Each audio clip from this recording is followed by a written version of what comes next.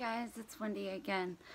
So I told you guys I would be posting a part 2 to my addiction that I had. I did receive quite a few messages, inspirational, and also you guys wanted to kind of know more details. So that's what this video is about. I hope you hang out and listen. I'll try to keep it short, but one thing I am consistent with is rambling. I am a rambler, so sometimes we take some valleys. Hopefully I'm able to drag myself back to my points, like now. I'm consistent. Anywho, so we're going to go ahead and dive into what my addiction looked like for me. So I'm not gonna share every little detail. I'm just going to kind of tell you my story. We all have a story. This isn't for sympathy because I'm probably one of the happiest people you'll ever meet. So it's basically just to let you know that, man, we all struggle and we all have a story. So many people have it worse than I did. So if I can just inspire one person to know that they can have a pretty tragic past or present, and we can work through it. We can be happy. So, addiction. I really don't know if it's like I'm still an active addict, like it would be if you were on heroin or meth or something of that sort, because I don't desire sex, so it's not like I'm fiending for it. I'm still in the process of learning healthy love, so we'll get to that. Another valley. So Wendy's addiction, what that looks like is, what's that look like? It started when I was young. I had been molested by a couple people when I was younger. That age would be, if I have to think, give you a time, I would say between 3 and 6. There was 2 people that had molested me and did things, so I had that going on. And then later on in life, from the age of 9 to 11, I was molested by a much older male, and yeah, I was 11, and it was pretty weird. I thought that I kind of really cared about this man because I had learned that love hurt, love was painful, love was aggressive. I just totally learned the wrong meaning of love when it comes to intimacy with another. So that led me to always wanting to fill that cup. When I say that cup, I mean that hole in your heart when you know there's just something there that's empty and you don't know how to fill it up, so you turn to an addiction.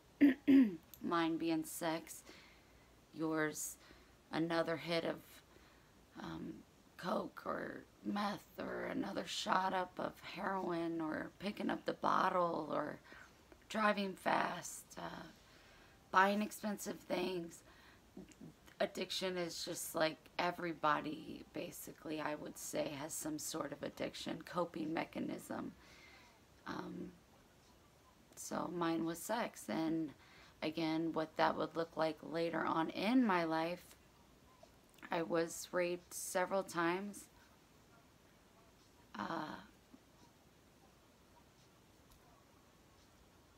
I just put myself in bad situations. Not that I asked for it, by no means. I fought my way out as much as I could. Um, I kicked ass, actually. And,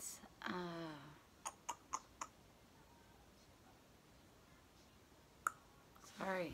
Um, so that's that. My next hit, my next dose, my next high was going out, finding a man, bringing him home, dominating him, showing him how bad Wendy was and how she knew what to do, and that would happen right afterwards. Either he would leave or I would leave. There was no cuddling, and I felt very uncomfortable because that's not really what I was shown growing up as far as an intimacy. Is on the other side of like my childhood, it's like the happiest time of my life. It's kind of like I separated them completely. I had the best childhood I think one could have, considering if you want to kind of put yourself in my childhood, it would consist of the best 80s childhood that you could have. You know, from catching fireflies to hay rides to an abundance of love during the holidays, cousins all over the place. Just amazing. It was really great. So I'm super glad that I can go back there instead of the trauma. I'm over the trauma. I want to let other people know that it's okay. It's alright. We can still be super awesome and be a light for others that may feel a little lost right now. So, do I say so a lot, I wonder? I don't know. I don't know. I have a beautiful view outside my window, and that's why I might be looking up. And I'm a rambler, so I gotta stay focused.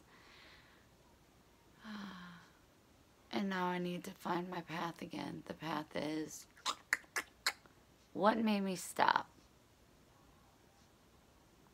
I know exactly what made me stop.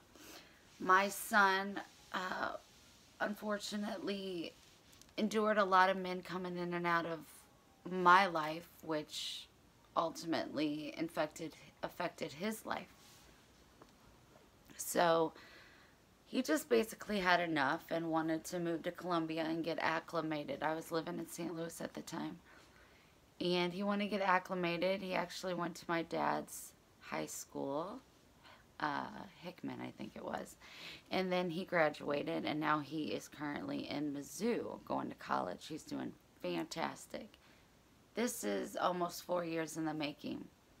The day that my son and I decided for him to come live in Columbia with my sister, which is awesome. I mean, what a blessing.